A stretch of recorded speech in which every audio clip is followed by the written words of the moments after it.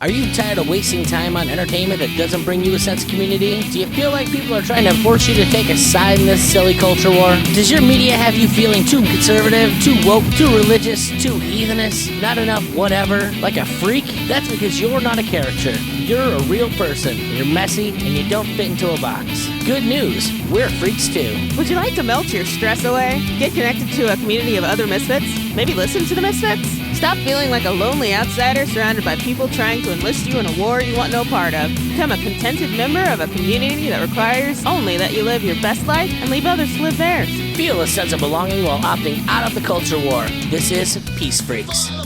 How is everybody doing? Welcome to this episode number 96 of Peace Freqs. I'm Nikki P, here as always with my lovely wife and co-host Linzy. How are you doing today, babe? I'm doing pretty good, honestly. I'm excited because it's somebody's birthday. We are recording this on my birthday. Yeah, so Big 3-6. yeah, just makes me happy that you're in the world. I hope you don't mind. And likewise, baby. I'm glad you're there to take care of my dumb ass. I'm glad that so far we have been unaffected by all of the fun stuff going up around the country this weekend. And by fun we mean awful. I mean, if you consider people, protesting, fighting for their rights to, not be killed by police, maybe that's awful. I don't consider protesting to be awful. I consider... You don't like it when it's lighting shit on fire? Well, yeah, like the property of unrelated people, and... I like it when it's government property, personally. Yeah, that would make more sense to me. The thing that sucks, though, is when I was talking to Lance, there is the fact that, those people are going to pay for that property again in their taxes the next year. Right. And also, it's giving them an excuse to attack people who probably were just perfectly happy to be protesting and not destroying shit. Just seems like people were fucked one way or the other. Didn't really matter what happened. I mean, and unfortunately, that does kind of seem to be the situation that people got put in, which is shitty. Like nothing you can do but fuck yourself more. Which brings me back to awful. So, while we got you here, let's put you on the spot and have you speak for all black people. Yeah, I'm not going to do that. What are your thoughts for all black people in regards to I can't do that. What's going on? I mean, it's a horrifying situation. I honestly can't believe it's happened again and again. It's ridiculous, and I can identify with people feeling angry enough to let's burn down the fucking police station. Not that I would advocate doing that, because obviously I'm not okay legally. And well, is it not okay legally, or I mean, do you care if it's okay legally? I don't know if that's why I would want to do things. I mean, I guess that's not really the argument against it, no. Yeah.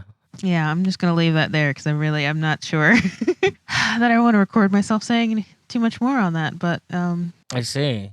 Yeah. So is that saying that shitty. you hate black people? No, that's not saying that I hate black people at all. I'm saying that... You hate white people? Saying that whether or not I'd advocate burning down a police station on recording is probably not the best move ever. The world has given you two options. All you're allowed to say is, I hate white people or I hate black people. Yeah, I don't hate people. I think the situation is shitty, and the police obviously, the amount of power that they have and the amount of accountability that they have is just unacceptable. And I can understand, the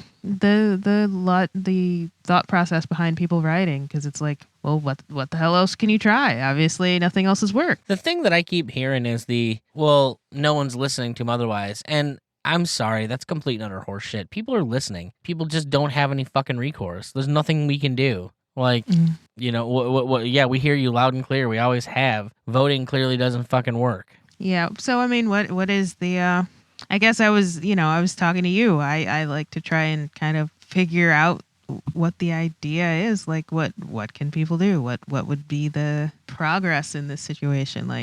And you were saying, it would just be better if police officers were accountable for their actions the way that any other citizen would be accountable for their actions. Yeah, I mean, there's only two things I think are necessary. Two things that would make huge changes. We get rid of qualified immunity. It no longer exists. Bye-bye. And we get rid of all nonviolent crime. Or we'll say, how about all victimless crime? If nothing else, that would really, really drop the number of people affecting things. I mean, just making drugs legal, the number of people that would protect is insane. Yeah. So Something needs to change for sure. Yeah. But yeah, no. Did have a fun conversation with the little brother on this matter. The police officer brother. Yeah, who lives in a town. He said, yeah, we're going to go over to a friend's house and watch the riots from the suburbs. Jeez. That's some real intense stuff right there. And that's some real ridiculous stuff. Yeah. Anyways, folks, no, you're good. Let's not belabor it because we don't have a whole lot of time for this. I'm trying to squeeze this into the hour and a half that I allot us. And we really, really did some talking with Jake on this episode. And I can't wait to get into it. What do you think, Liz? Yeah, no, I'm excited. I edited it. It was a good conversation. We were all over the map, but it was good. Right on. You know the best thing we can do for all of this? Form Childeberg Town? Yeah, that is the thing. And then we'll have private police that, we can fire if they fuck up. And maybe the world can see that and say, oh, okay, that's how you do it. Which, I realize is... I'm not saying to try and play down the issues, just saying. Okay, well, I guess let's listen to this song and get into it. All right, let's do it.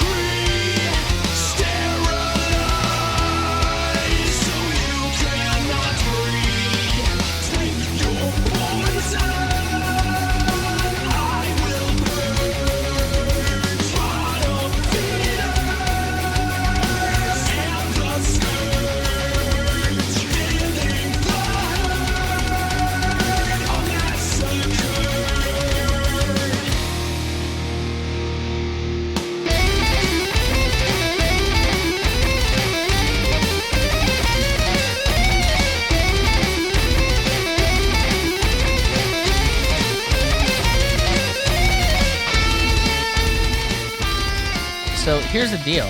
I'm having a midlife crisis, Jake, and okay, and I want to talk to people whose opinions that I value. Oh, great! I'm glad that you value mine. And believe it or not, I think that you are somebody who, at least you come across as someone who thinks deeply about things and thinks about them calmly. Not like a crazy reactionary. Yeah, that's true. That's what my wife likes about me. She says she says I have a very stable emotions, which is very difficult to find.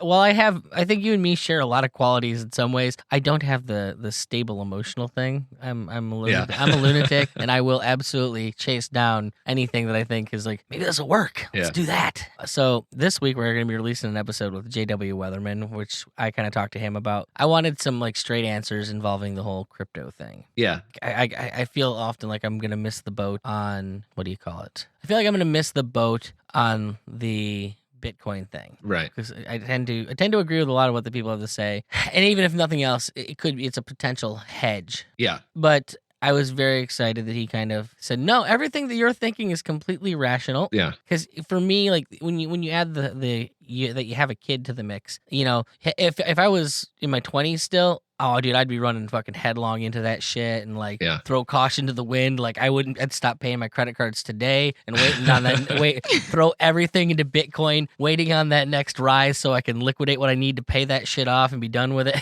Yeah. But unfortunately, I don't have that luxury because I still need to have a roof over my head and, keep Liz and Irma fed. And it was good because it was a very centering voice, I thought. And so I'm like, well, who are the other people I would think of as being centering voices? Your name always comes up because I've heard you do a lot of podcasts and you're always someone, like I said, I think some of my favorites were like you doing deep dives with like Rollo and Slappy. Oh yeah. And like you get way into shit and you can tell that you're not one to necessarily buy into the hype of things, which is also useful. Like Liz is buying into the hype of everything right now. I mean, some of the things just because basically it's the things that I was already like, you know what? We should be off the grid. We should be out of town. We shouldn't be where the golden freaking hordes are. So yeah, it's kind of hard not to jump on those bandwagons, but the rest of the stuff I can be, a little detached about. Yeah.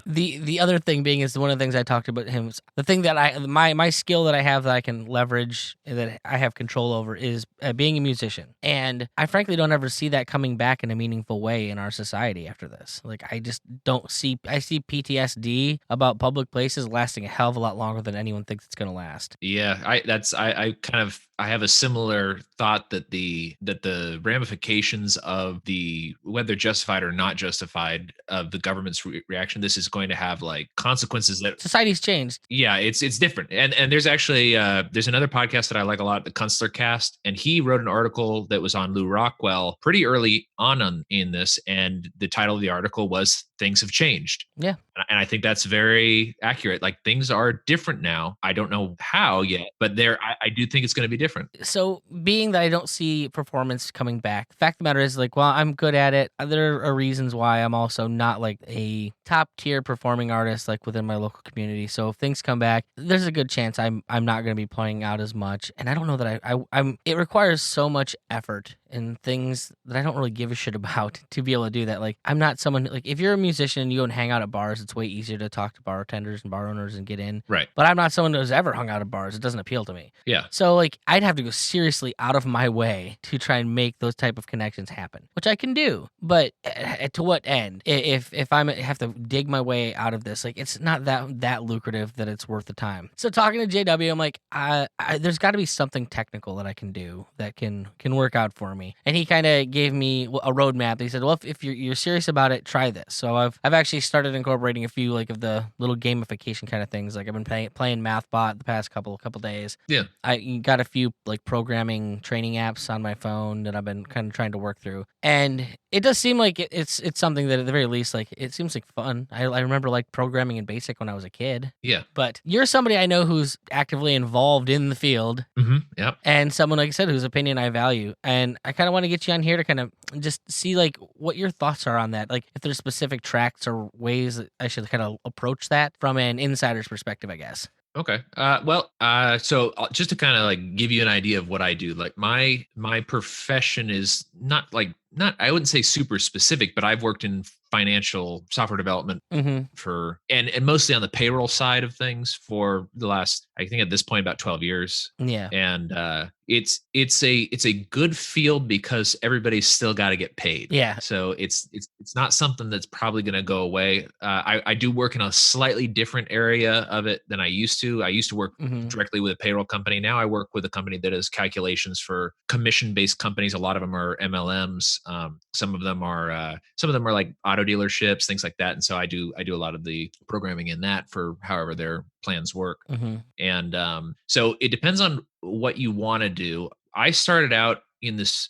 This is something I wouldn't say I fell backward into it exactly, but I knew how to program in high school just because it was something that was interesting to me. Yeah. But that was never my idea that that's what I was going to do professionally. It was my idea was I was a history major. I was going to be a historian, I guess, and teach high school. And then I realized I hated high school. That was like the couple of years that I was not homeschooled was when I was in high school. And I didn't want to be around a bunch of bratty kids like high schoolers that were always having all sorts of weird problems. And also when you look at the pay, like the pay was just, I wouldn't be able to support a family on it. Yeah. Or it would take a very long time. And so I talked to my dad about it, and he's like, well, you know how to program. Why don't you just go to school for that? And so I joined one of those accelerated learning programs that exist all over, like a degree mill basically, and got a degree. And my degree is actually in database programming. So interesting. So I got hired in database to do basically database maintenance for a payroll company, and then just kind of started doing a lot of the development there as well, and other IT stuff, like just kind of. And I was there for a long time. Mason's still at that same company, and I worked there for 9 years, but I wasn't really progressing as a developer at all there. I had a lot of stuff to do. I was learning tax law like nothing else. Like it was, and every time a quarter would end and I had to do taxes, I would the entire time be sitting there doing it and going like, this shouldn't exist. I hate this. I don't want to do it. And then I got married, and my wife was like, look, I didn't really sign up to this for you to be working like 12-hour days and hating it, and then being too tired to do anything when you got home, and us really not having enough money still, even though you're working all the time. And so we just kind of decided to pick up and leave. But I knew that the like programming, I don't think shifting from one type of program to another type of programming is that difficult. It's good to play the games and stuff like you're playing because it gets you into the mindset. It's logical. It's just procedural. It's just a way of thinking. And the languages, you can learn other languages, whenever, as long as you know the basics of what programming is and like how it's all logic gates, it's all booleans, it's all basically the same thing. It's just sometimes the syntax is different. And now my most experience was in C Sharp and SQL Server, which are both Microsoft products. And so that's kind of what I look for. But I also know Java. I know Python pretty well. I wouldn't say that I'd probably have to be at a lower level if I was doing Python professionally, but I know it okay. I know a couple other database management systems. I know Neo4j, which is a different type of database. Okay. And it uses Python as the query language for that. So that was kind of how I got into it. Path is kind of finding what you want to do and specializing. See, that's exactly this is already. You've already kind of like you're firing off the synapses in my head. It's like I know that there's always specializations and different routes you can go on it. Yeah. But I mean, just even in what you told me, like there's so many different things that you could. Like I guess I could be looking at, like just even in the types of programming you're going to be doing. Like I know what programming is essentially, and like you said, it's you learn the language and how to do logic. That's basically what it is. And you tell us a software to react. But I never thought like, well, database management being something completely different than say development and things like that. So it's like, oh man, that's a lot to think about. Yeah, well, it is. And another thing that this comes up once in a while with like family and friends and stuff like that is they'll be like, hey, I've got this website idea, can you help me? No, not really. I don't do CSS. Yeah, I don't do front facing web stuff. I can do the back end probably. Yeah. But like I don't really see colors that well. I can't really come up with like something that looks nice. Like I redesigned the website for my old work and showed it to my boss just because I was like, here's an extra project for me to do that like maybe I can show this off and he'll like it. And it was super ugly and like the colors. It was, it was incredibly functional, but it was the way that I think when I program it's just a brute force, functional deal. And he didn't like it, obviously. So they hired somebody else. They ended up paying, $20,000 for a new website, which is crazy to me. It's not crazy at all. And what a company spends on a website. That's the thing everyone goes to. And and what's funny is now I'm not in the office anymore, but I sit back to back with web developers now, and it is pretty impressive what they do. And they think the same thing of kind of what we're doing is they don't really understand exactly what we're doing. It's a different way of thinking. And my stuff is all just calculations, and their stuff is making things pretty and functional for the user experience.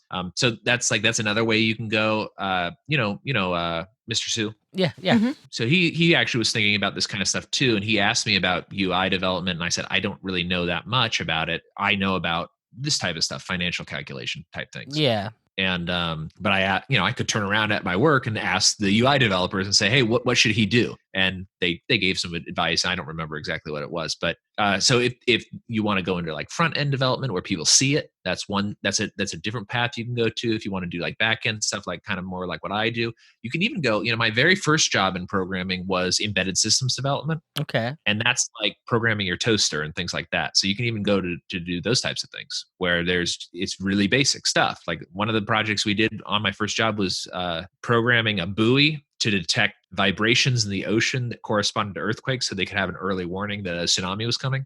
Yeah, that's a fun project. It was a very cool project, but those types of projects are very low level, and it's a lot of like looking at schematics for how a circuit board is laid out and figuring out like how the pathways would work to give different signals. And so, well, and I spent a year. I have a diploma as an electrical technician, so ladder logic and that kind of programming is something I've already done. Right. Well, that might be something then that you could build on. I've done PLC programming too. Yeah. So that may be something that you would want to build on. And at that, for the record, I love that shit. Oh well, the most fun I've ever had in my life was designing PLC programming. Yeah. Well, if that is something that you like, that might be the direction to go in. And a lot of those things are developed in lower level languages like C.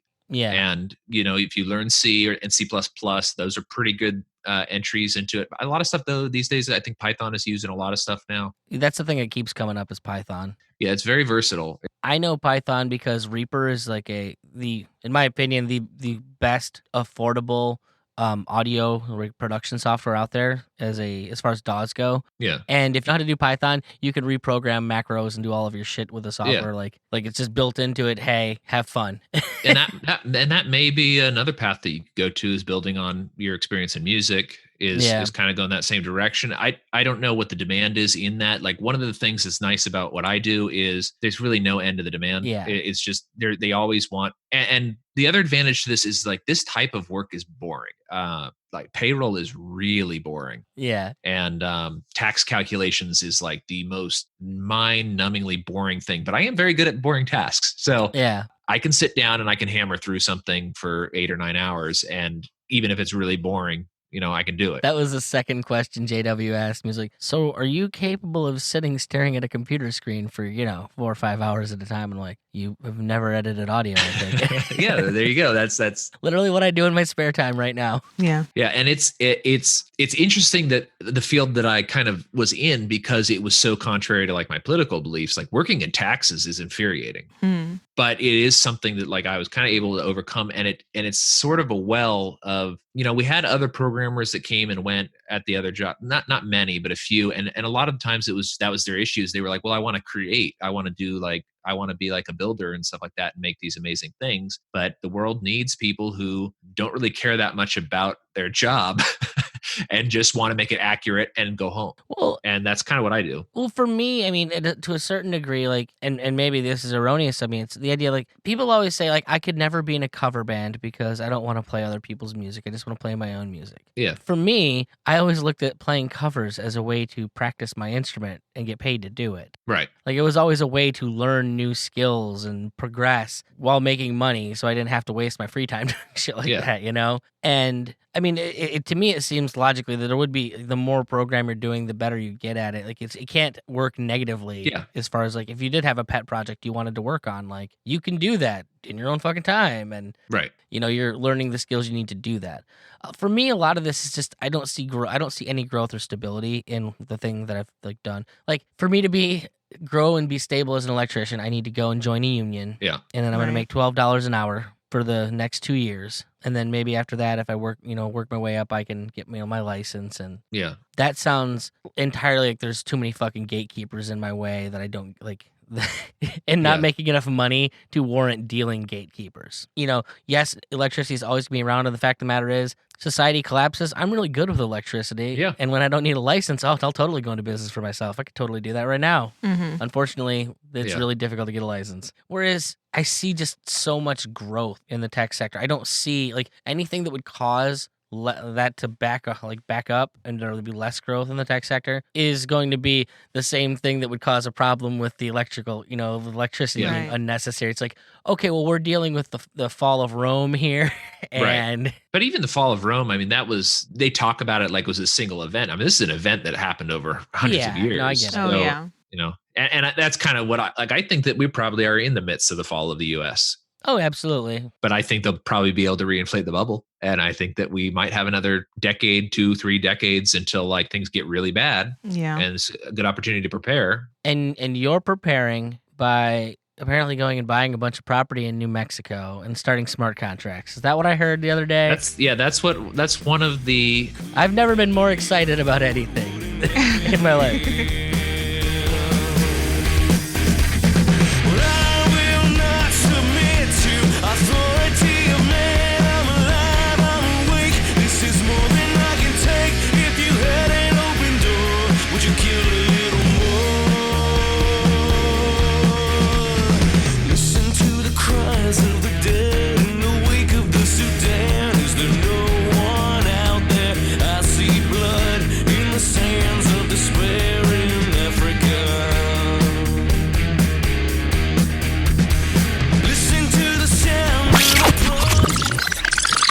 Hey, it means the world to Liz and I that you spend the time listening to us. And I'd hate to lose you to another podcast, but I simply have to tell you about my buddy Sean's podcast, The Porcupine Perspective. If you like your liberty raw and unfiltered with just a hint of deep melancholic brooding, then The Porcupine Perspective is the podcast for you. They ponder big themes and real questions. This is hands down one of my favorite podcasts. So go subscribe to The Porcupine Perspective so it can be your second favorite. I've been getting like bombarded with these. This is something that like I thought about like a while ago, and then I don't want to be a programmer. I don't really like it that much. It's okay. Yeah. But what I want to do, I want to grow food forests and walk around and take care of trees. That's what I want to do. That's Liz. Yeah. Yeah. That's pretty much where I'm Hey, at. out of curiosity, did you actually watch the Need to Grow documentary that we talked about? I didn't yet. It's on my list though. Dude, you're gonna love it because like essentially the guy who like starts that thing is a guy who he was an AI developer for like fucking big companies and video games and shit. And he moved to Montana and he didn't want to move back to the city to work for LucasArts. And so he just started a power plant. And so he just grows shit Oh yeah, that's right. Yeah, you're telling me. using his programming knowledge. And it's like, Right. God, if that's not the dream, isn't it? Yeah. Right? Well, like the one thing that this whole thing has shown me, and actually my work's starting to talk about it, is that it's really not necessary for us all be in the office, and they're kind of thinking that this might be a good way to cut costs. Yeah. Oh no, I that was the first thing I knew was going to happen because all these companies, they had to invest in allowing this to be possible. Yeah. Right. And I know that's an investment they wouldn't have taken if they didn't have to. Right. But now that that investment has been made, yeah, all that property ain't fucking worth it to them. I don't see a lot of people not going back. Yeah, I could see a lot of office buildings kind of emptying out, and also they're not really multi-use structures, so they're kind of if people are working from home, then it's going to be it's going to be a office space apocalypse kind of thing, where there's just so much office space available, and they're not really reusable for anything else. But we'll see what happens. But that gets dealt with. I mean, we watched that happen with malls across the country. Yeah. And eventually that property does get bought up. Yeah, they tear them down, but they use it for something else. Like something else. Yeah, will they go do. there. Yeah, or a lot of them get converted into office buildings. Right. Or Yeah. doctors' offices, or actually like I think one of them became an Amazon building here in Cleveland. Yeah. Yeah. Well, and the thing is, like, they do, like, that's actually kind of on the idea that, like, of the strong towns thing, is that, like, and also the Kunstler Cast talks about this a lot too, is that, like, historically the way that communities form is that buildings are not designed to only be used for one thing. They're buildings that are designed to be a building, but if it's a factory one day and the factory goes out of business, it can be kind of basically reshaped and make it a warehouse or an office or apartments or something like that. And whereas, like, office buildings nowadays are not really, they're usually cheap materials that are not very durable. They're designed to go up quickly to build a higher tax base for the municipality. And because everything is growth driven. And so that's kind of where, like, after, like, this is something I kind of started thinking about on my own. And you're a horrible anti-capitalist, aren't you? You hear talking about growth as a bad thing? Yeah, I mean, these are, it is like I'm picking on you, obviously, because I get accused of that a lot. I know you are, and like, because this is stuff that I've had to, like, start thinking about, and it's like when I think more about it, I'm going, like, I'm using, like, a lot of these, like, left environmentalist terms now, but it's like you should have a town that is sustainable. Yeah. Like, it should be able to, in worst case scenario, take care of the people that live there. There's nothing more conservative than sustainability. Yeah. Like, Yeah, exactly. Honestly, Yeah. like, that's not a left thing. Like, that's just, when you're looking at the money you're wasting on a building, you should be thinking, oh, is this an actual waste? Am I going to recoup expense in the long term? Yeah. Right. I was watching that new Michael Moore Presents documentary today, right before I recorded this. We're going to do an episode of Free Market Screen Earth on it tonight. And got, like, I love it because the documentary is basically all of you people who think that all these green energy is doing anything for humanity and your pollution shit, nothing. And it probably never will. Yeah. How most of it's run by giant corporations, and it's their way of reclassifying the property that they own so that it can be used because of the government regulations that are in place. Like, it really just goes ham and says, yeah, we've all been duped as far as, like, the green revolution goes. The problem is he also doesn't understand economics and apparently doesn't understand humanity very well. And so by the time you get, his whole premise is, yes, we need to depopulate the planet. Now, while I disagree with that premise, I'm very excited that he came out and said, yes, you're living a lie if you think that investing in green energy is going to fix anything.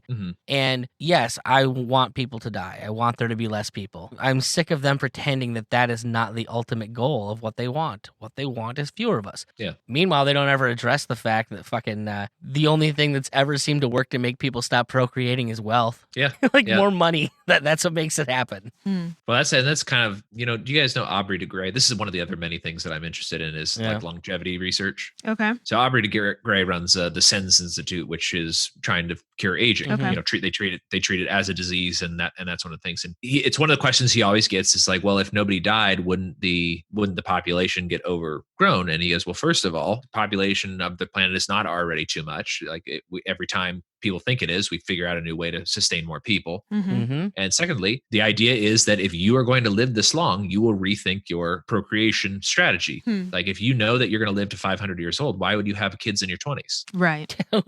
Why? Yeah. Well, and if you look at some of the smartest people on the planet, like they already say, no, population collapse is the real thing that we need to be concerned about, like right now. Well, and you can already see it in Japan. Like they've got a serious issue with, now part of it is the serious issue is mostly government intervention in pensions and Social Security, that kind of thing. Yeah. And in a normal society where the population is aging and you don't have all these other government programs, it's not a huge deal. I mean, like it is I wouldn't even say it's a problem. It's just the way it is. Like but when you have a Ponzi scheme that is dependent on young people working and transferring a bunch of their wealth to the older people in expectation that when they're old, the younger people will transfer up to them. Yeah. When that's your whole model and now you have no young people, then you're kind of screwed. I'm kind of curious what your thoughts are on the whole idea of retirement in general. Like I'm of a mind that that's the dumbest concept that anyone ever created. Yeah. Like that's a concept for it's a way to kill you. Well, kind of. Aside from that, like it's a completely unsustainable concept. The fact of the matter is if you're alive, it requires energy and resources to keep you alive. So maybe if you saved crazy your entire life, you might have the ability to do that. But that's not something that anyone just outright deserves. Oh, I lived, so now I get to sit in my old age and do nothing. Like, no, you're here, so fucking produce. Well, besides the fact that they've done a lot of studies on people who do that sit on your butt when you're old thing, and a lot of them kind of almost lose the will to live because they're not doing anything. Yeah, if you stop, particularly men, there's been a lot of studies about this. If men don't have a purpose, they die. Yeah, and it's. Do you listen to Good Morning Liberty at all? No, it's on my list of things to check out, but like there's so much content, which is great. Well, you tell me about how there's so much content as the guy who runs the Three Liverpods. It's too much. Yeah. But well, the reason I like it is because their show, they open everything it's like saying it's not about the pursuit of life, liberty, and happiness or whatever it is. They focus on life, liberty, and meaning. Right. Because happiness is fleeting. Meaning is something that you can derive happiness from forever. Right. But without that meaning, you'd kind of be waffling as to whatever the day brings, as opposed to finding happiness in what you're doing in the long term, I guess. Right, and that makes sense. I mean, like I fully expect to never retire, but I also fully expect to live well into my 200s or 300s. Like I really. That's why I love talking to Jake. Yeah. I mean, that is how I am planning out my life. Like I believe that I will probably, if not me, I think the first person to live to 1,000 is already alive. And I think that the way that technology is progressing, regardless of what happens to the economy, they've kind of identified the issues with aging, and now it's a matter of like how to figure out how to fix it. And there's a lot of promising research on this. Mm-hmm. So my job is just to keep myself healthy and relatively, from a biological standpoint, young until I can get that pill or whatever it is that'll keep me going. Like, and I'm religious, and like my mom's always like, well, but don't you want to go to heaven or whatever? And I'm like, well, yeah, but not now. I've got a whole bunch of stuff to do. Like, you have a mission on earth. That's the idea, is that like, there's a ton of people out here who need help. And I'm here right now. And if I can extend that out, that's great. And plus I like it. Like life is pretty good. So do you actually see it being like just actual biological people living that long, or do you see a lot of kind of like hacking technologically the human person? Like, do you see like maybe adding bone density with like, infusion of like metals or things like that. Like, what are the things that you see? That's possible. That's not really what I think that it is going to be. I mean, you're not the same person I think it's like every 7 or 10 years or something like that anyways. Yeah, all the cells are gone. So I think all they need to do is continue that process, but make sure that the mutations that are happening in your cell don't create the other issues. So for the record, Liz, that's why I'm not the same guy I was when we got married. Well, there we go. All those cells are gone. I am literally a different guy. Just keep that in mind. That's your excuse. I get it. That's cool. Yeah. So that's kind of, I do think it's going to be biological. Now, are people going to probably augment themselves as well? Yeah, that's probably going to happen too. And I wouldn't say I'm worried about it. One thing that I think is going to be interesting, because like the way that I think about things right now is probably going to be different in 100 years or whatever, because we'll have possibly gotten to a point where you do have to augment your ability to think with external technology so that you can think at the speed that you need to be able to compete in the market of 100 years from now. God damn it, Jake. You need to fucking finish reading these Expanse books. Oh, yeah. Because I need to talk to you about some of the themes that are going on in them right now. And like you just touched on one of them that's super interesting to me. And yeah. Because the natural life expectancy of a human being is like, the way we think about everything is very, very built on that. Yeah. I think this past coming out this week, the episode we did on episode 8 of Anarchy in Space, we actually talked about the length of human consciousness and how that works artificially with governments and things like that. Yeah. In the book 7 of The Expanse, the big thing they focus on is like time horizons, and the leader of that planet is working on extending his life forever because he's like he sees all failings of government being failings of a central vision, because from generation to generation things change and the goals change from generation to generation, and he thinks that that's a failure. So if he can keep the central vision his own for long enough, then eventually they can reach utopia because they kept focused on the one thing they needed to be focused on. And holy shit, there's some like real questions as far as like, okay, so how would humanity be different if we actually did get to think about how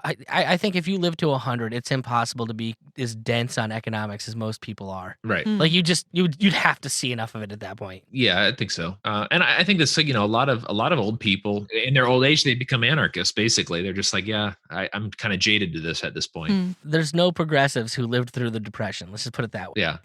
Right. Well, I think that like one of those things, like with rapid age, like life extension, or like very long, like things like distance are not as important anymore. So like, let's say that we've developed the technology and we can get to the next solar system and it would take 40 years. Well, right now that seems, you wouldn't need a generation ship exactly, but well, you probably would, because you'd have to start having kids when you get there. So yeah. But if you can expect with the technology available to live to 1,000 years, healthy and biologically young, well, 40 years is not that long of a trip, and you can work on problems and stuff along the way. And so like things like that, I think are very interesting. Is like maybe conquering light speed is not going to be the issue of the future. Maybe the issue of the future is going to be conquering death, so that those long distances are not as long. And I like the idea of the possibility of Pandorum, or is that what it was? Pandorum happening for real, like where the generation ship gets there, where it like opens up too early and then like they start adapting to the ship. Yeah, that was a great movie. I love that movie. I think it's an underrated movie, honestly, but very underrated. I recommend it to people all the time. I'm like, this was an excellent it had the kid from that Disney show Flash Forward, and like that's the only reason I watched it. It was this like, it's like 2 seasons or something of the Disney show, but I remember coming out, I was like, oh, that's the kid from Flash Forward. And but he was like an adult instead of a kid. And I just remember it being kind of like a solid like horror / sci-fi movie, and that's like literally my favorite genre. Right. That's my favorite genre as well, like the aliens. And are you an Event Horizon guy? I love Event Horizon. It's scary, but I like it a lot. Like even now, it kind of scares me. I 100% judge all film reviewers off of how they feel about Event Horizon. Yeah, I've watched that movie so many times. I mean, don't get me wrong, it's got problems, but like it does what every good sci-fi movie should do is it really fucking makes you think and like Yeah. brings new ideas out. Because new ideas I think is the most important part of sci-fi. Yeah. Right. Like if you can do that, like I don't even care necessarily how accurate it is, as long as the ideas are big and bold and really make you think. Right. Horror is to me like you have to capture the mood, and you, kind of in the same vein, like you have to also have different ideas that you're working through. That's why I like Clive Barker so much because he gets that's those guys. Clive Barker's my favorite horror director as well, or horror the Hellraiser ones, which is weird too because like I am a very bubbly and happy person. I love the aesthetic of Hellraiser, like that like weird like ultra violence. Have you ever seen any of Clive's like paintings and stuff like that? Yeah.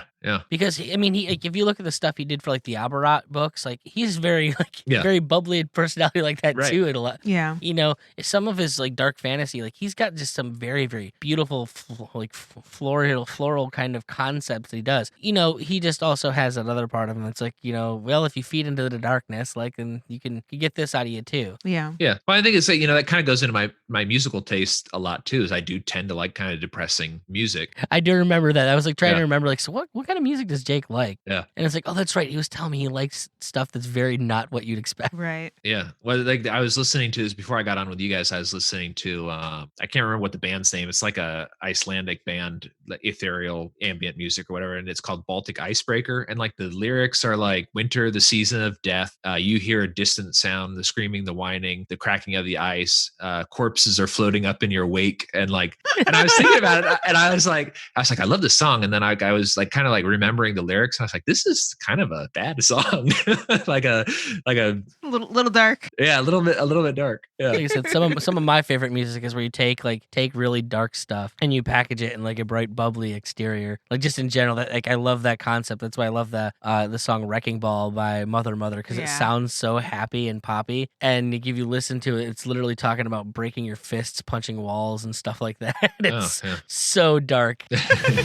How's it going? This is Nikki P, and I wanted to thank you for stopping by our neck of the woods. I sure hope you enjoy listening to Peace Freaks as much as we enjoy making it. Now, as much fun as it is right now, I know it can be a lot more fun, and the way to make it more fun is to grow that community. Unfortunately for us, growing anything organically on the internet is a thing of the past, and as much as I'd like to dump Irma's college fund into growing the show, that would make me a bad parent. So if you want to help create a bigger, more badass community, stop by upgradetheshow.com. We have monthly and yearly fiat options and one-time and yearly crypto options. But don't go thinking an upgraded community is all you're going to get. All patrons of the show get access to the Freedom Choir, chock full of bonus shows, and our Zoom link to watch our interviews live. So head over to upgradetheshow.com and help us upgrade this freaky little community. You, getting back to what we were talking about like an hour and a half ago, it feels like. Yeah. So you kind of did take like a more traditional route to where you're at career wise. Yeah. You did college and then fell into a job and it's kind of followed that to its progression. Yeah. I'd say like the one thing that was different is when I was going through this, there was not really any of those like boot camps yet. Mm-hmm. Mm-hmm. You could learn a lot of it online, but it was still, I mean, this was 2007, 2008. So it wasn't like a really long time ago, but it was still, I mean, like the iPhone hadn't come out yet. So like we were still using flip phones, or the Rumor was the popular one at the time, I remember. But but it was so it was a traditional route. The thing that was not, I didn't go to like, a lot of the people I work with went to actual college for it. I went to an accelerated school, which technically is a college, is accredited, but it's like a technical school basically. Or? Yeah. It was a degree mill. I mean, a lot of the people that like when I was at the school, I was like, holy crap. I think those are the best things you can do. Yeah. I've done far better for myself on the year I spent getting my electrical technician diploma than I ever did in college. I've got a bachelor's. Yeah. Fucking fat good. My bachelor's in communications is doing me, you know? Yeah.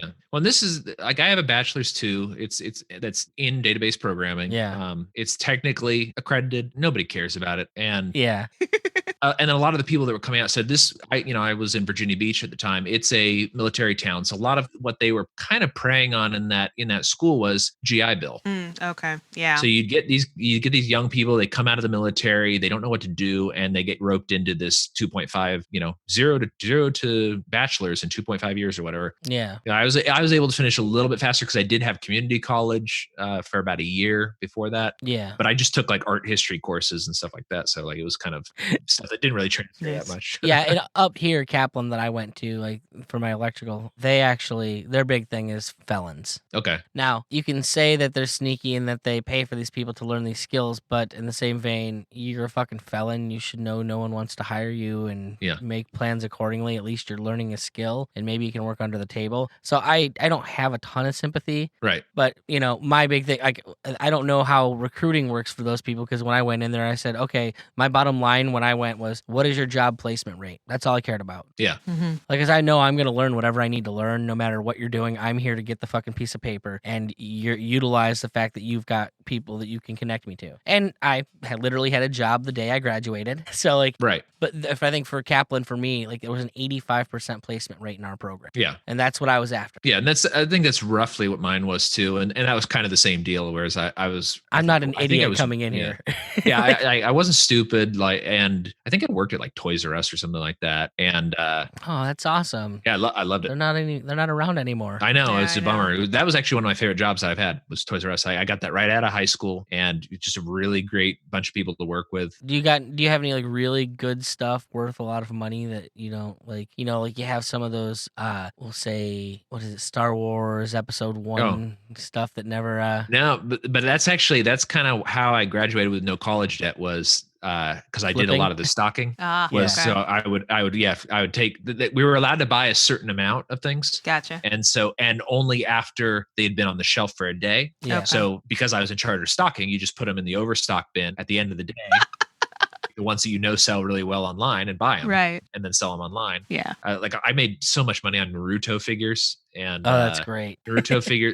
When the Wiis came out, we were each allowed to buy one Wii, but we could buy every time an order came in. We were allowed to buy one. Okay. Oh, and so I would just give everybody in the nobody wanted one, and I was like, hey, I want to buy like 6 of these. You buy one, you buy one, you buy one. Here's cash. And then and so then they would do it, and then I'd take those and I'd sell them on eBay for 4 times what they were going for. And it was crazy. It's always about the hustle. I had a buddy in college who got me working this one. Essentially, I can't remember what, I think it was like we'd use half.com. Yeah. And so we'd go and we'd find a last year's version of a textbook that somebody was using, and we do it all by ISBN number. And so essentially we'd list it not as it, but we'd make it a point, hey, this is not the year for this. Like, there is a newer book, but come on, how much has physics changed in the past fucking year? Is it really different? They're just trying to screw you out of all the information's the same. And we'd sell them when we'd undercut the shit out of like what the current year book was. Oh, so so the people are seeing the book when they're looking for the new book, but we're telling them this is not the new book. Mm-hmm. So you get a crazy amount more because you have it in those searches. Mm-hmm. Right. Yeah. Yeah. That was the same way to do money. Action figures is kind of the same thing as you get them to populate wherever they are. And they're collectibles. So people would buy the action figures or the Wiis or whatever it was. And yeah, and that was kind of thing. So I was at Toys R Us, and then just was like, you know what? I just need a job that's not retail, and I'm probably not going to go into the history profession. So yeah, and I was able to knock the degree out, I think in a year and a half or something like that. And so say Tom Woods enters the picture prior to that. Yeah. Do you think you still continue on that history path, or do you think, no, I'm okay? I don't know. No, I probably not. Yeah.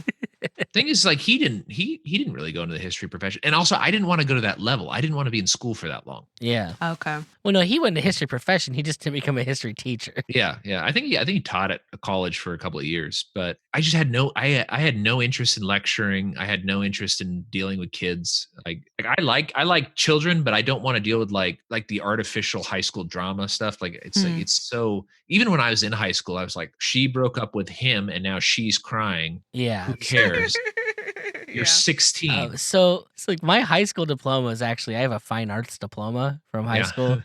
Like I'm the guy that won best in show in my high school art department. Oh, nice. But I looked at art and I'm like, okay, so past high school, what are the options for this? Mm-hmm. I become an art teacher or I become a graphic designer, because that's literally the only 2 ways to possibly make money. Yeah. There's a lot of graphic designers, so it's a high competition market. Very competitive. Yeah, very competitive. And fuck ever dealing with kids. I didn't want to deal with high schoolers when I was in high school, so Yeah, I was Yeah. exactly the same way. You know what my specialty in high school was which is funny being a libertarian was legal studies. Ah. I don't see that as being like non-compatible. I mean, I think You most know, of it's us, that's not. all we fucking do is think about the law. Yeah, Like, but they had two paths. They had like the lawyer path, and then they had the cop path, and I was on the cop path. oh, So, Well, that does Yeah. seem a little odd that then. is a little Yeah. different. Yeah. but toward the end of high school, though, like when they were going to place you in like your internship, instead of Mhm. doing like I did do a ride along with the police, which is actually very educational. But You learned how to keep your drugs stashed, right? right.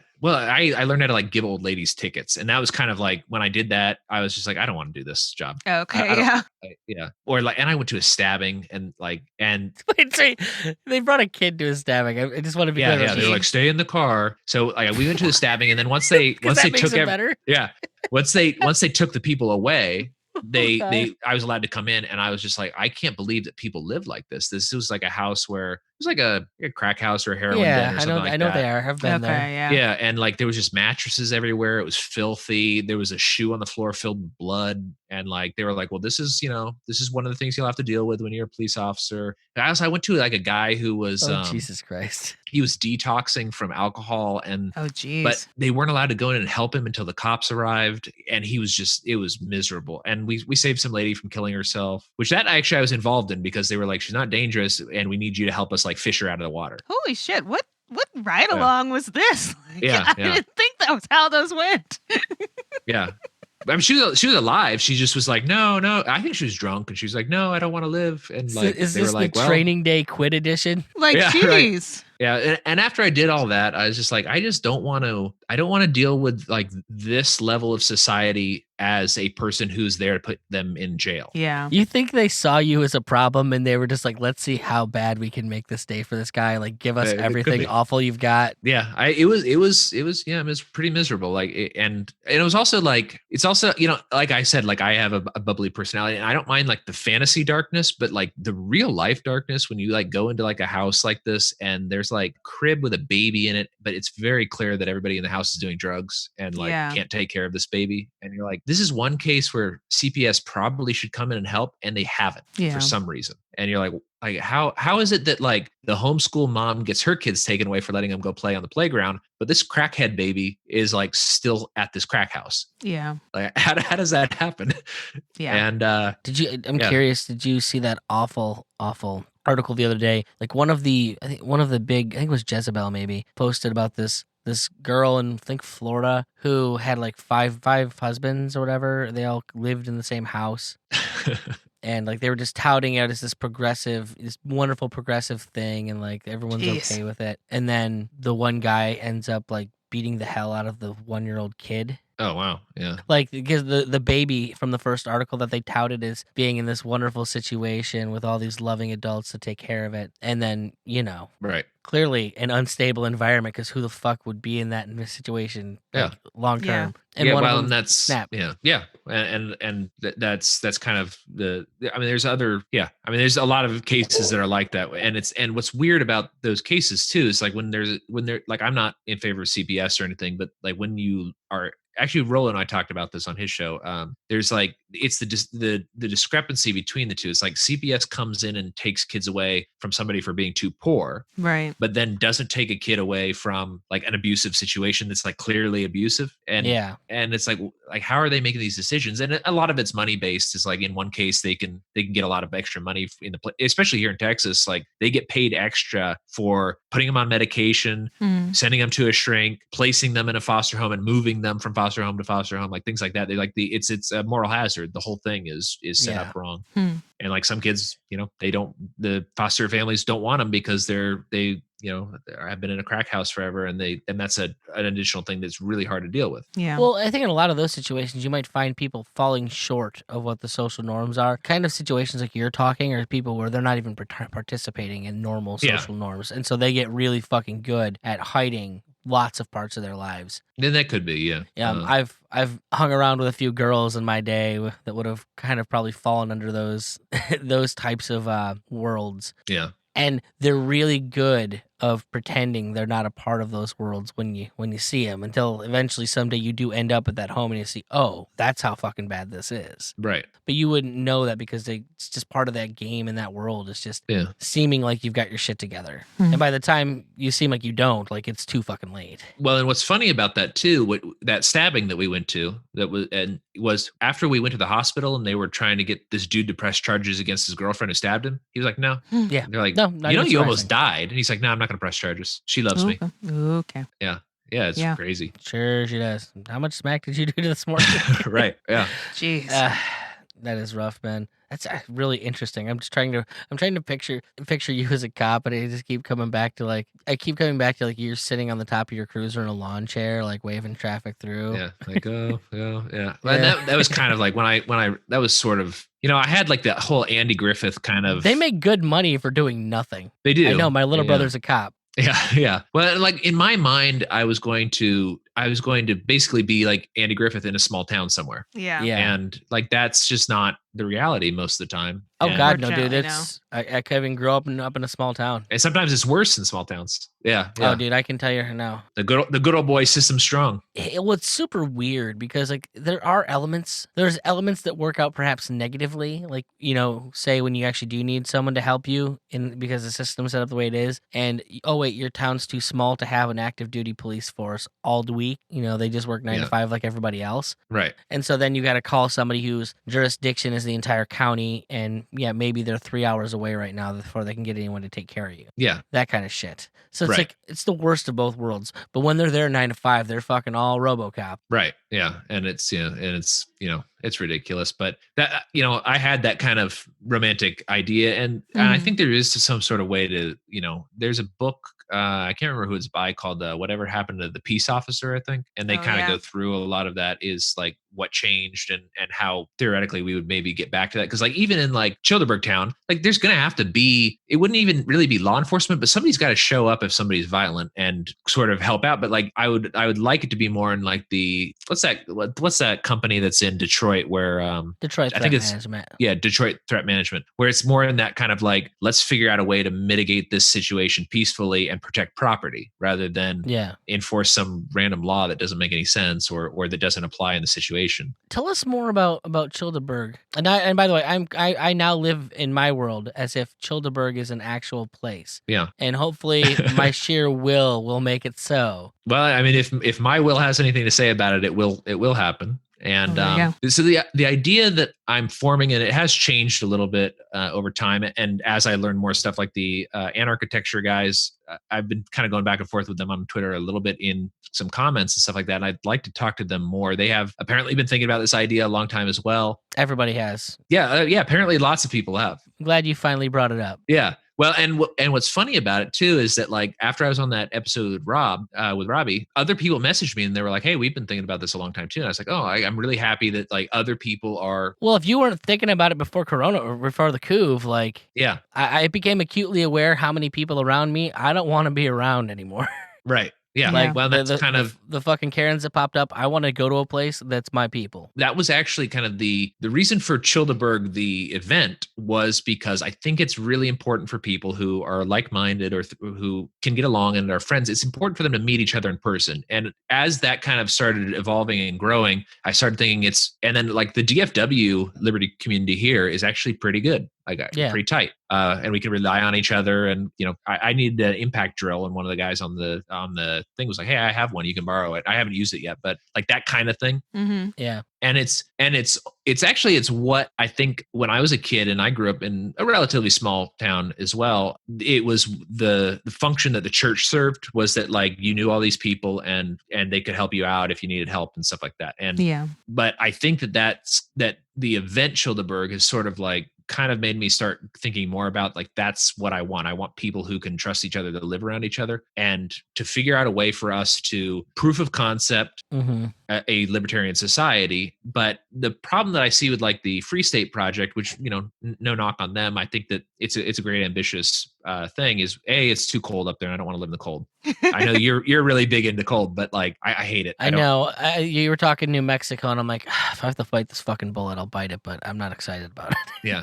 Well, what's great about the part that I'm looking at, it does have winters, so it does snow and stuff like that in the winter, and which is something my wife wants to. She kind of misses the snow. I just don't like it. She's Eastern European, right? Yeah, and I don't like the snow at all. But I mean, I like to visit it and see it and that sort of stuff. But like just for the record, I don't see it all that often up here anymore. And it kind of bugs me how little snow I see really? where I'm at now. Like I have a lot of romantic childhood memories of snow. Yeah. That I do not get to share with my child because it doesn't fucking happen anymore. Like it's frustrating. Not like it did apparently. Yeah. I think I'm very much designed for warm weather. Mm-hmm. So like just like my thoughts on clothing, for example, like it's putting on a t-shirt and short shorts and Tevas is like preparation for all weather for me because I'm from a pretty warm part of California. Well, for the record, it is for me too. Right, Snow or you otherwise. It's different. He's weird like that. Yeah. Well, and then like when it's cold here, which is, not that often, when it's down like in the 40s or 50s, and I go out and I'm like,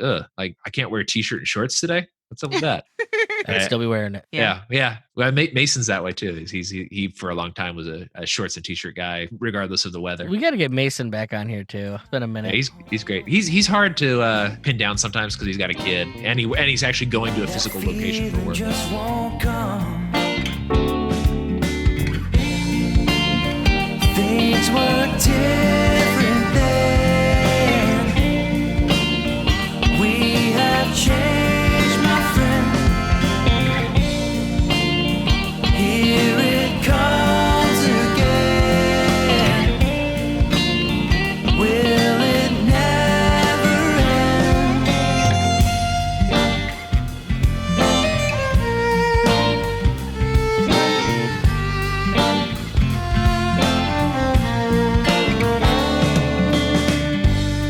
I've walked these streets before,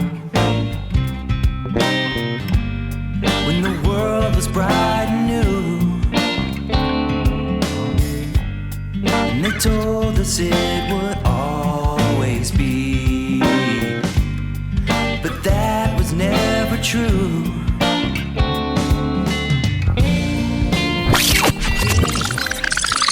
Do you like your libertarian podcast host leather-clad on a motorcycle running from Nazis in black and white? I'm sure my friend Eric in no way resembles that at all. But his Rebel with a Cause podcast is guaranteed to bring you that same rebellious spirit, bringing in guests from all over the political wheel, bringing with it his own personal blend of irreverence and, dare I say it, down-home charm. So head on over to the Rebel with a Cause podcast and begin your own rebellion against bad podcasts. But the town ideas, let's try to form that. I've got a couple of ideas how to do it. The one that's sort of forming in my mind right now is there's a lot of these like middle America towns that are basically empty. Mm-hmm. Okay. Or they have a very old population, but they already have a charter. And if I can get enough land near that and basically get enough people who can be part-time residents to basically take it over and so wild country. Yeah, and use it as the charter as a way to defend yourself against the county and state, Mm-hmm. and then the federal as well. But like honestly, like I don't really expect it to be like so prosperous that anybody's really going to care. Like maybe we could get like exemption, like special economic zone exemption or something like that, and that would be great. But like ultimately, I just want it to be like I've also been in my mind kind of calling it, instead of Childeberg Town, just calling it Bugoutburg, and it Why do you have like, to call it Childeberg Town? Like Childeberg itself just works. Like I don't know, because to differentiate Pittsburgh. There's like a whole bunch of burgs all over the country. It could just be another burg. Yeah, I've been thinking about it as Childeberg Town because it differentiates it from the event. Right. So, Okay. but like it could be Bugoutburg or whatever. And this is an idea that Robbie had that I thought was good, was to shit. Let's call it Normal Town. Yeah. Normie. Don't look here, town. Yeah. Or we actually had a group next to town, and we grew up believing it was called SCIO. Okay. You look at it, it's SCIO. Except it's not. We called it SCIO, but as we found out, it was actually Section 10. They just never gave it a fucking name. Oh, that's funny. And so, so the town we called it SCIO, but it was actually Section 10. Just give it like a completely nondescript, like just a... Yeah. You give it the zip code, and that's all it gets. Don't look at us, feds.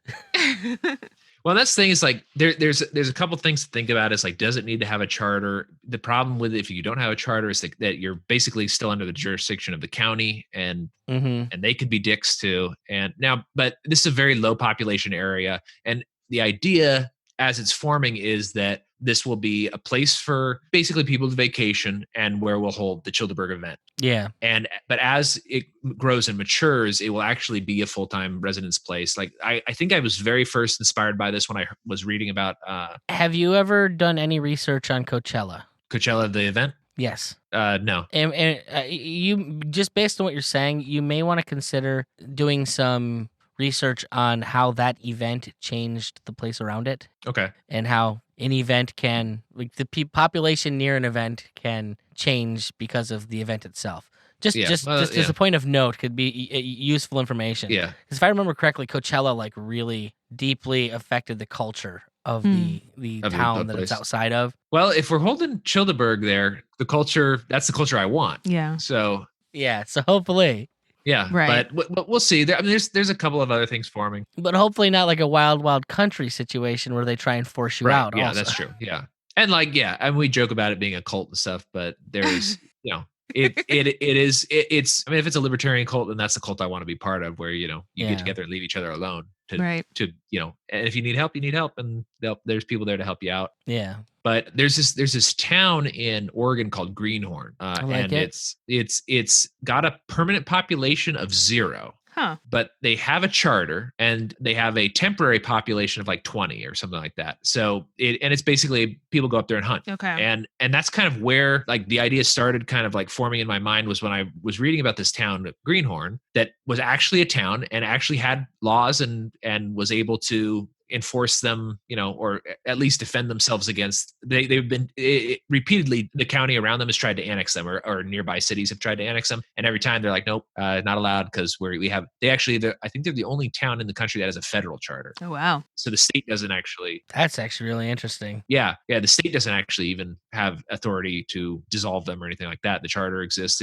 I think it was given like under Grover Cleveland or something like that. It's like, it sounds like the guy that would give that charter. Yeah, right. Yeah. It's like a weird situation, but there are people that go up there and they hunt and stuff like that, and they do make money from that. So there's people who own the houses there. They usually rent them out as hunting lodges during hunting season or fishing places. And that's kind of my idea, was it could be a revenue generator. You could have temporary residents who actually do own physical property there, and we could do an Airbnb style kind of coordination to like, hey, you set up your cabin or whatever, and you're not going to be here during this time, but we've got normies who want to come in and go fishing. Let's use that as revenue generation for us to continue project. And like, I'm not ready to move there right now, and it probably will be several years before I am. Well, so it's interesting to me. It's like one of the things that me and Liz have actually talked about. I don't know where I feel about it right now, because I like the idea of some stability. Yeah. Of a location. Yeah. One of the things we've talked about is like we being schoolies, just buying a fucking bus and like traveling around the country by bus. But one of the things that I've personally thought, like if I were to do that, what I would actually want to do is buy an acre of property, a few different places in the U.S. Yeah. And then set up a permaculture forest. Yeah. On that property, have whatever utilities connected I need to do the things that I would do like musically and stuff like that. Yeah. Right. And then just kind of move around the country seasonally as to which part of the country I want to live in based on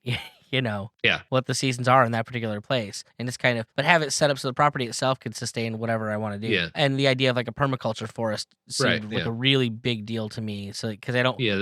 That's one of my big like hobby things that and I used to do aquaponics and a lot of that sort of stuff, and so like that was the permaculture. Yeah. Like those are all things that I really love. Like I like doing plants. I like working with the plants. I like working with the fish and that sort of stuff. And so like that's kind of one of the ideas for the property as well, is that like at least on my section of it is setting up a permaculture forest where I don't have to be there all the time. That's what's really beautiful about a permaculture forest, is that once it's sustainable, it cares for itself. Have you considered, along that vein, since you are really interested in the environment, like trying to appeal to like the research community or environmental research community, people that want to do that kind of work and test to say make it sort of like a special economic zone for environmental environmental experimentation Yeah. and longevity, shit like that. That is like, those are like, a lot of the ideas that are kind of like going through my mind and coming out onto my notebook are like, how do I manipulate the existing structures to get this kick started using the money that they've probably already stolen? And then I'm telling you right now, when you watch that documentary, like you're just gonna, dude, my heart lit up watching that fucking green power place, because it's like, that's Yeah. amazing.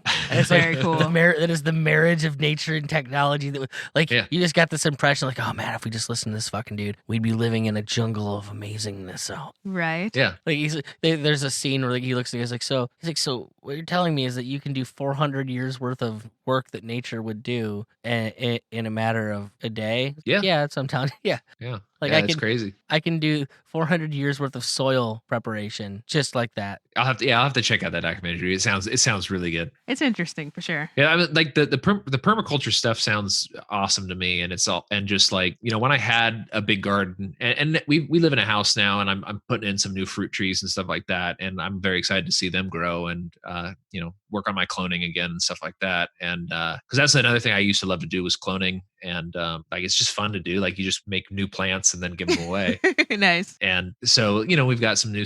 Did you get into splicing? Like you do a lot of that kind of stuff, or? And I never did any of the grafting, but just usually just like basically I did it mostly with grapevines at our old place, but it would just be taking a vine and getting it to sprout as a separate plant, and that's a clone. Hmm. So and there's a couple ways you can do it. Like I think it's called air cloning or something like that. That's the way that's apparently better than the way I used to do it. I used to just chop them off, put a little bit of that root grow powder on it and stick it in some ground and do it 20 times, and maybe 5 of them would live. Yeah. And those would be the new plants.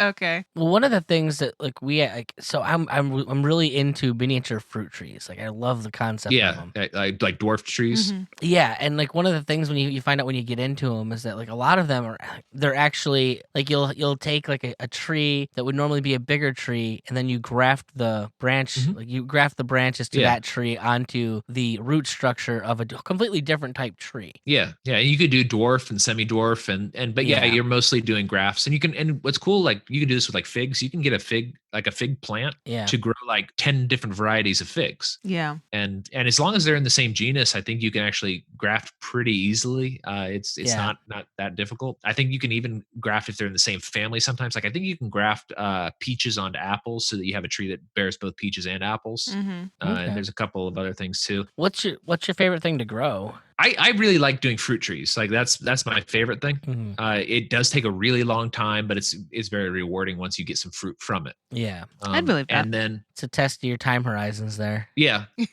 But you know what? When I had like the big garden in the aquaponics system, we grew a lot of peppers, we grew okra, we grew strawberries, tomatoes. I mean, tomatoes are really easy to grow. Pretty much anybody can do those. So Rollo had what's his name on from not Burning Boots, the Biting the Bullet Pod, and they were talking about growing peppers a couple weeks ago, and I love that. Peppers and tomatoes, like pretty much anybody can grow those. They're not difficult. And I mean, sometimes like depending on your climate, like those are actually, tomatoes, I don't know about peppers, but tomatoes are actually perennials where they're from. They're just here they're annuals. So you can actually maintain a tomato plant for multiple years if you bring it inside. Interesting. And they'll continue to bear fruit for years and years. And I had one that was like 3 or 4 years old that did pretty well for me that I would bring inside in the winter. And those were fun. Lettuce, of course, is pretty fun. Strawberries are always fun. Different berries are fun. Herbs are super easy to do too. So we had a lot of that. I had asparagus, which does take a long time. Also, those do take several years for the asparagus colony to grow. But basically, it just keeps growing forever and ever, and you just chop off the tops and you've got asparagus. Yeah. Interesting. I like asparagus. Let's remember that. Yeah. They take a while to establish, but they're a lot of fun. Yeah, that's putting down roots for sure. But no, it's stuff like that is super appealing because like I've kind of grown in my interest in gardening, but I like the set it and forget it idea to a certain extent. Yeah, and I think that when the first several years in a permaculture system, you do kind of have to do some maintenance on it. And I like the whole idea of the more complex permaculture system where you're driving your cattle through and your chickens and things like that, and that's how you're doing a lot of your maintenance is by driving your animals through it. And you need a little bit more land for that, but I'm happy to do that. I would like to somehow integrate aquaponics into it because I did like the fish, taking care of the fish as well. That was a lot of fun. Interesting. And we'll see what ends up happening. I know that like I did pick New Mexico. That's flexible. We may go further north, more up into the mountains, further south, something like that. It just depends on what people are interested in. I would like this to ultimately be something that you can like, this doesn't really exist anymore, but put it onto a CD-ROM, and it has basically the blueprint for how you can do this on your own. So this is the way that we established it. Mm-hmm. This is how we generated money to keep it going. And, it's 30 years into it, and this is a sustainable community. It's not a growing community. It's not growing fast, but it's sustainable, and it's going to, it'll be able to, endure the test of time. Whereas, a lot of the American kind of expansionist model or whatever has really killed a lot of these towns that theoretically should have been sustainable if the economic situation had been different, or people had realized that the economic situation was different than it appeared. Right. So what you're saying is if we had accurate prices without meddling from government institutions, we would probably be able to value property and, technology better and not overextend ourselves. Right. And to one degree, this may have been a good negotiation on the one hand with the future. Is I don't think that we would be where we are technologically right now if it wasn't for this whole debt driven system. I think we've had like a leap into the future, but it's been at an expense. It's been a negotiation with the future to bring that technology into the present at a high expense, and it's going. And I think. Have you been reading your Kinsella? No, I have not. Because I think the science actually, while everyone thinks that's what would happen, I think we would probably be actually doing better. I think so. That's possible. I think we get rid of IP, and I think we end up in a fucking new space age. Personally, well, yeah. I guess, probably if we had no IP, that's true. I think though, IP, I'm assuming that IP would be the same way it was 100 years ago. That this is the things like King gives who he wants to have the rights. Yeah. Well, I mean, like the breakthroughs that we've made, at least on like the computer front and stuff like that, has been largely debt driven. I mean, it's these companies like Amazon and Google and Apple to a different extent. They've had all these like supposed breakthroughs and stuff. And I guess when you say debt driven, I also don't think to myself that debt as a concept won't exist. Like, I feel like banking is going to exist forever. People are going to borrow money and people are going to take chances on it. Yeah. I think the Federal Reserve System and artificially fucking with the value of money is the bigger issue. Like, I guess when I see debt, that's what I think, because I imagine, you have maybe a better way to put it would be inflationary pressures, I think, because it makes people consume now instead of saving for later. So if you're going to invest in research and you have an inflationary currency, it's important to put as much as you can into it right now to get that breakthrough and make more of the inflationary currency in the present, rather than saving it and investing in capital structures and things like that. Okay, I get where you're going with that. I've always actually been kind of a mind that shit happens when it's going to happen. Yeah, and that's the reason I have issues with the amount of money they sink into green technology. Is the guy who's going to have that idea that actually literally does break through, he's not going to have it any earlier. It's going to happen when it happens, and you're going to waste a ton of fucking money on a bunch of bullshit. Outside of that, maybe I'm wrong. Well, and there's like I think Tom Woods actually might have been the one who brought this up, but like a lot of that stuff that is maybe dragging green technology down is things like coal subsidies. Like coal is heavily subsidized. Oh no, dude, don't even get me started. Like I will forever say like I don't know that fossil fuels are the way to go because of how we subsidize that industry. Like they're getting just as many handouts as anybody else at the table. So right. Well, I mean, and also like non-direct subsidies like building roads is that may the huge interstate highway system that exists is a fuel consumption product, right? And it's the subsidy of the auto industry to build these vehicles that can go that speed. This is probably not the way that things would be developed if the government wasn't doing it. So Right. I mean, I'm of a mind that the reason the Ford and Chevy and all those guys jumped on making fucking ventilators so quickly is because they see the writing on the wall economically. No one's going to be buying fucking cars here in a while. Right. So you better find something to retool. And I think technically they're going to get subsidized to retool at this point. They probably will. And that's, but guys, I'm going to have to put a pin in this because I've got a work call coming up. No, it's all good. No, I was actually just about to call it anyways because they said we had had gone over a little bit. But thank you so much for coming on, Yeah, Jake. it's awesome. Anytime Absolutely. you want to talk about the greater libertarian community and the community you want to build, man, that's what I'm all about. So Yeah. Take Well, it I easy, mean, boss. it's gonna emerge. All right, take it easy. Thanks. peace.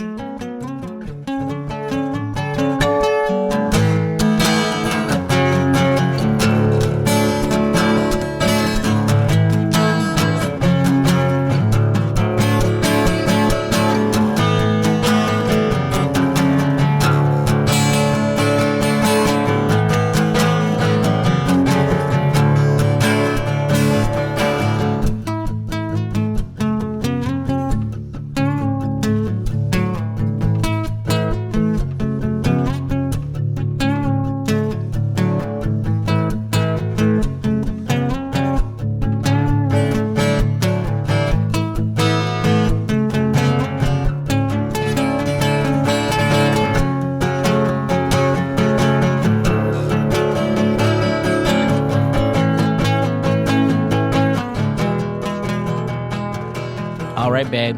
Yep. Another one in the books. Yep.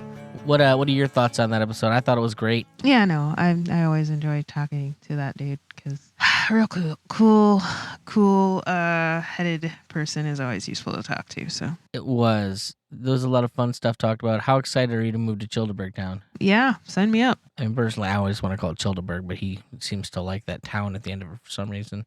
Well, because it differentiates the town from the event. I get it. I think that's an unnecessary differentiation. It's like the city of Townsville Either way, in Powerpuff Girls. I plan on having lots of freaky sex in our backyard in Childeberg Town, I mean, in our forest. as long as we have the proper, agreements with and contracts with our neighbors, I'm sure that's probably fine. I need to have contracts with my neighbors, huh? Well, I mean, we're not gonna run things, Put on a show for the town. the same way that we run it in the outside. But let's say our anarchy doesn't mean no rules; it just means no rulers, Nick. Yeah, I get that. So So how are we gonna measure things? if the rules are, oh God, okay, Look, I'm a dad. yeah. I'm feeling exceptionally dad jokey today. Wah, wah. Okay, that's cool. So, well, anyways, I thought it was a good episode. Glad we did it. Mhm. We're continuing on with the midlife crisis episodes. I feel like it's taking us to good places. Honestly, I wish I could get some of my midlife crises inspirations in there. You'd actually have to talk to people for that to be the case. Well, no, I'd have to have like Bible professors on the show, and that would be weird for everyone. So You and your Bible things. Well, we're gonna have some Bible-y kind of people on here pretty soon. I am. I'm pretty excited about that. I'm compiling questions because I want to know if anybody who considers themselves remotely Christian-y has these kind of questions, or am I just out in left field over here? You're in left field because you married me and I confound your worldview. It's okay. I never liked things to be too simple. I like it complicated. Okay. Well, anyways, folks, as always, you can check us out at peacefreaks.com. Spell it whichever way you like. You can get show notes, join the Freedom Choir, and get the cool stuff. If you just want to give us money, go to upgradetheshow.com, and that'll help us do exactly what the .com said, upgrade the show. Yep. There's equipment we'd like to have, and, there's a piece of equipment that I really want to buy that I can't afford right now Mm-hmm. for Liz so that I can get better audio out of her. Yeah, not have to spend all your time editing my quiet asides. Yeah, it's just always what happens. For sure. We love to hear your comments or questions. Just anything. We like interacting with everybody. So I've been on a tear reviewing other people's podcasts lately, so why don't you go get on iTunes and review our podcast? Tell us people what you think about it. Maybe it'll help. Maybe it'll help us grow. that would be cool. I like growth. Yeah. And go check out the podcasts that have been running in the middle of the episodes and stuff too. Oh yeah, those are fun. I enjoy listening to those because it's just so like, oh yeah, that's all right. That podcast exists. I'll go subscribe to that one. I have actually found a couple new ones myself. Nice. So, all right, folks, y'all have yourself a good one. Peace. Life is magical, folks. Bye.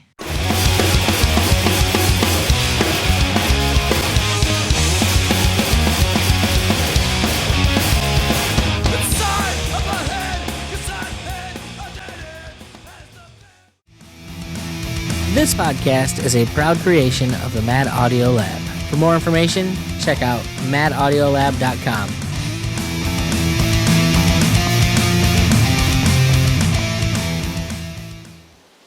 Peace Freqs is part of the Liberty Hippie Podcast Network. If you like what we do, be sure to check out Homesteads and Homeschools, Free Markets Green Earth, Cannabis Heals Me, and This Week in Liberpods. We're living proof that libertarian doesn't mean washed up Republican.